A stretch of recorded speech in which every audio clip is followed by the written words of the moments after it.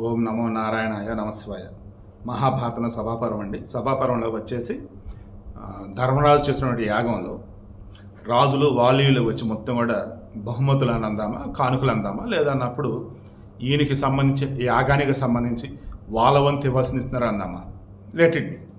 అలా దుర్యోధనుడు ఏమంటున్నాడు, ఎవరెవరు ఎంత చేస్తున్నారంటే మొత్తం నేను చూశాను, అసలు నా వల్ల కాలేదు, అంతంత సంపద ఏంటి అది అని చెప్పేసి అన్నాడు కదా. అలా అశ్మక మహారాజు బంగారం తాపడం చేసిన కొమ్ములు, కుండల వంటి పొదుగులు కలిగి బంగారు హారాలతో అలంకరింపడినటువంటి 10,000 గోవులను దూడలతో సహా ఇచ్చాడు. సింధురాజు పసిడిమాలలో అలంకరించినటువంటి సింధు దేశపు గుర్రాలను 25,000 ఇచ్చాడు. సౌవీరరాజు ఏనుగులు పూంచిన రథాలను 300కు తక్కువ కాకుండా ఇచ్చాడు. అవి బంగారు అలంకారాలతో మణిరత్న విభూషితాలై మధ్యందిన సూర్యునిలా సాటిలైన ప్రకాశంతో వెలుగొందుతున్నాయి. వాటిని కానుకలుగా తెచ్చి సమర్పించాడు.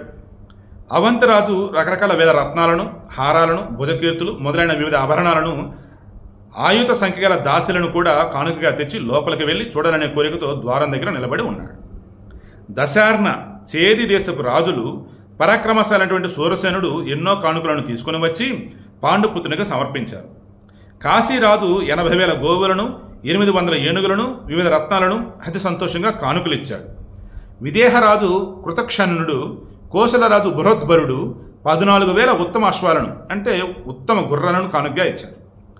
వాసాది రాజులతో కలిసి సైభ్యుడు, మాలవులతో కలిసి త్రిగర్తరాజు యుధిష్ఠిరునికి అనేక రత్నాలను కానుకలు ఇచ్చారు. అందులో ఒక్కొక్క రాజు ప్రత్యేకంగా అంతులేని హారాలు, విలువైన ముత్యాలు, వివిధ ఆభరణాలు ఇచ్చారు. కార్పాసిక దేశంలో నివసించే 1,00,000 మంది దాసీలు ఆ యజ్ఞంలో సేవలు చేశారు. వారందరూ కూడా నల్లని వర్ణం కలిగి బక్కబడిచిన దేహాలతో పొడవైన జుట్టు కలిగి బంగారు ఆభరణాలు ధరించి ఉన్నారు. కార్పాసిక దేశం గుర్తుంచుకోండి, బక్కపలుచుగా ఉన్నారు, బట్ అందంగా ఉన్నారు, ఆభరణాలు ధరించున్నారు, జుట్టు చాలా పొడవుగా ఉంది. ఇక బరుకచ్చి నివాసులైనటువంటి శూద్రులు ఉత్తమ బ్రాహ్మణులకు యోగ్యమైనటువంటి రాంకవ మృగ చర్మాలను, గాంధార దేశంలో పుట్టిన గుర్రాలను కానుకలుగా తెచ్చి సమర్పించారు. ఇంద్రుడు కురిపించినటువంటి వానతో, నదీ జలాలతో పండే ధాన్యంతో జీవనం గడుపుకుంటూ సముద్ర తీర ప్రాంతంలో పుట్టి సింధు నదికి ఆవల తీరంలో ఉండే వైరామ, పారద, ఆభిర, కేతవ జాతులకు చెందినటువంటి మానవులు వివిధ రత్నాలు, మేకలు, గొర్రెలు, గోవులు, బంగారం, గాడిదలు, ఒంటెలు, ఫలాల నుండి పుట్టినటువంటి తేనె, రకరకాల కంబళ్ళు మొదలైన ఎన్నో రకాల కానుకలను తెచ్చి లోనికి రానియకపోవడంతో ద్వారం వద్ద నిలిచిపోయారు. ప్రాగ్జ్యోతిషాధిపతి, మ్లేచ్ఛ నాయకుడు, పరాక్రమవంతుడు, బలశాలి, మహారథి అయినటువంటి భగదత్తుడు యవనలతో కూడి వాయువేగం కలిగినటువంటి ఉత్తమ జాతి అశ్వాలను, ఎన్నో కానుకలను తెచ్చి ద్వారం వద్ద నిలిచిపోయాడు. రాళ్లలో శ్రేష్టమైనటువంటి వజ్రాలతో చేయబడినటువంటి భాండాన్ని, తెల్లని దంత పిడుగులు గల కత్తులను ఇచ్చి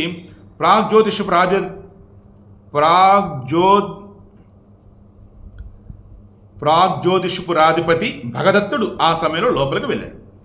నానా దిక్కుల నుండి ద్వక్ష, త్రక్ష, లలాటాక్ష, ఔష్టిక, అంతవాస, రోమక, పురుషాదక, ఏకపాద రాజులందరూ ద్వారం వద్ద నిలబడి ఉండటం అక్కడ నేను చూశాను. ఆ రాజులందరూ తమతో నల్లని మెడలో పెద్ద శరీరాలు కలిగి ఇంత దూరమైన గల వెళ్ళగల రంగురంగుల కంచెర గాడిదలను కానుకలుగా తెచ్చారు. అవి 10,000 ఉన్నాయి. అన్ని సుశిక్షితమైనవి, అన్ని దిక్కుల యందు ప్రసిద్ధికెక్కినవి. చక్కని ఒడ్డు, పొడవు, రంగు కలిగి వంశ నది తీరమందు పుట్టినటువంటి ఆ రాసభాలను యుధిష్ఠిరుని కానుకలుగా ఇస్తూ ఆ రాజులందరూ కూడా అమితమైనటువంటి వెండి బంగారాలను ఇచ్చి యుధిష్ఠిరుని యొక్క యజ్ఞ మండపాన్ని ప్రవేశించగలిగారు. ఏకపాద దేశీయులైనటువంటి రాజులు ఆర్ద్ర పురుగుల వలె ఎర్రనై, చిలుకల వలె పచ్చనై, మనోవేగం గలవై, ఇంద్రధనుసు వలె వివిధ వర్ణశోభితాలై, సంధ్యా మేఘాల వలె ఎర్రనవై, అనేక వర్ణాల కల మహావేగవంతమైనటువంటి అడవి గుర్రాలను ఇంకా విలువైన బంగారాన్ని సమర్పించారు. చీన, శక, ఓడ్ర, బర్బర వనవాసులైనటువంటి వార్షేయ, హార, హూన, కృష్ణ, హిమత్పర్వత ప్రాంత, నీప, అనూప దేశాధిపతులైనటువంటి అనేకులు ద్వారం వద్ద నిలిచిపోయారు. వారు యుధిష్ఠిరుని యొక్క యజ్ఞానికి వివిధ ఆకారాల గల 10,000 కంచెర గాడిదలను కానుకలుగా తెచ్చారు.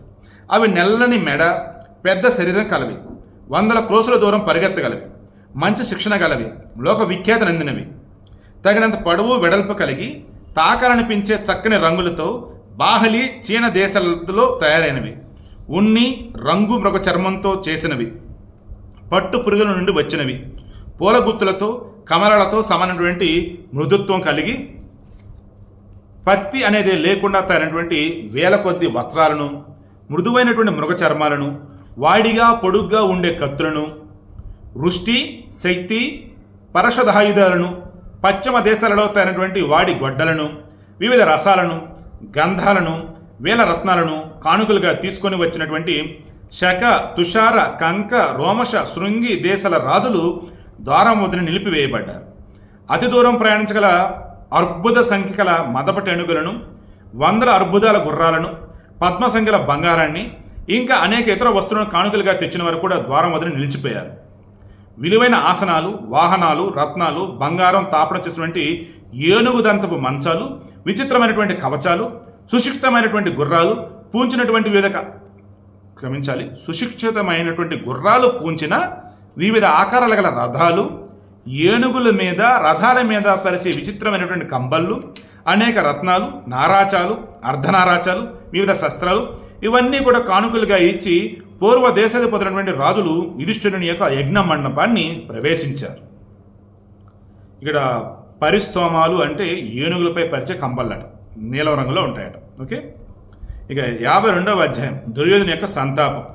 ఇంకా వాడు బాధ ఎంత చెప్తున్నాడు రేపు డిస్కస్ చేద్దాం.